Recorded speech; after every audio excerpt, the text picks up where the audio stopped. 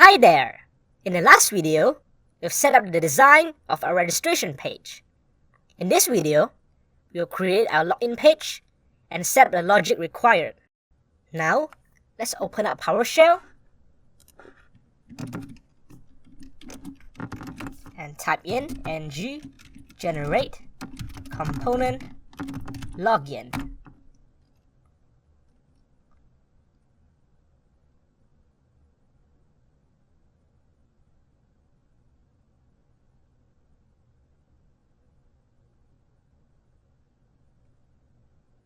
Once this is done, type in ng serve. And then we'll minimize the window. Now, let's open up our text editor and open App Routing module.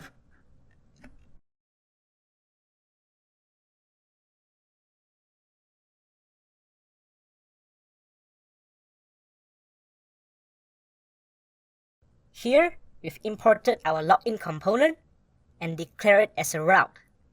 Now, let's open up login component.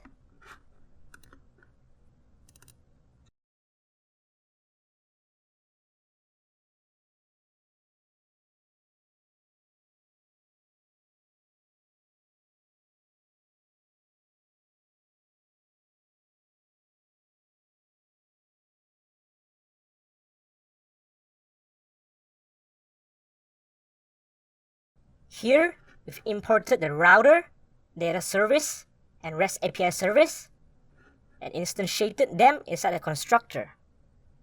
We've also declared the variables email, password, which will be used for the login form later, and the variable button disabled, which will be used for the login button later on.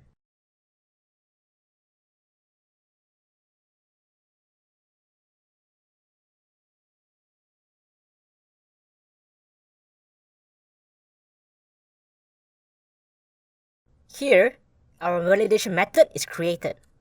The validation method inside the login page is pretty much identical to that inside the registration page.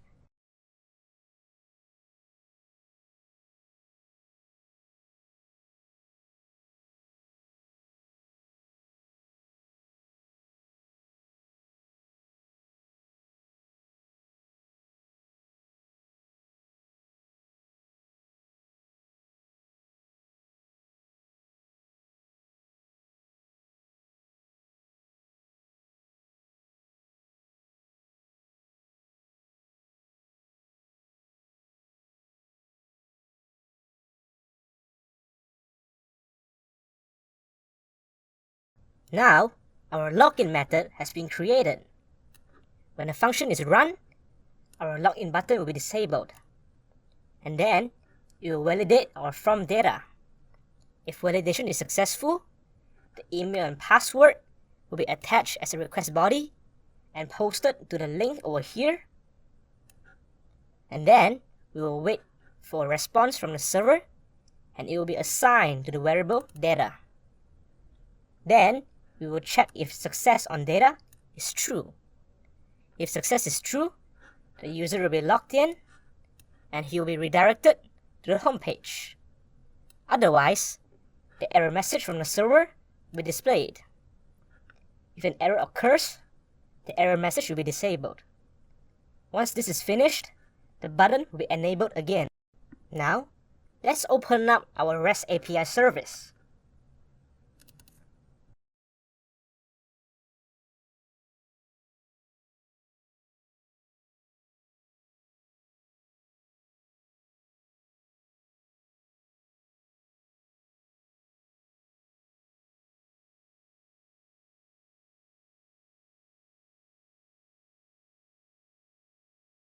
Here, we've created the getHeaders method, which returns a HTTP header that will be used for authorization. The getHeaders method is included as a header in both the get and post method inside the REST service. Now, let's go back to our login component, and we're going to change here port 3000 to port 3030. Hit save, and there we have it.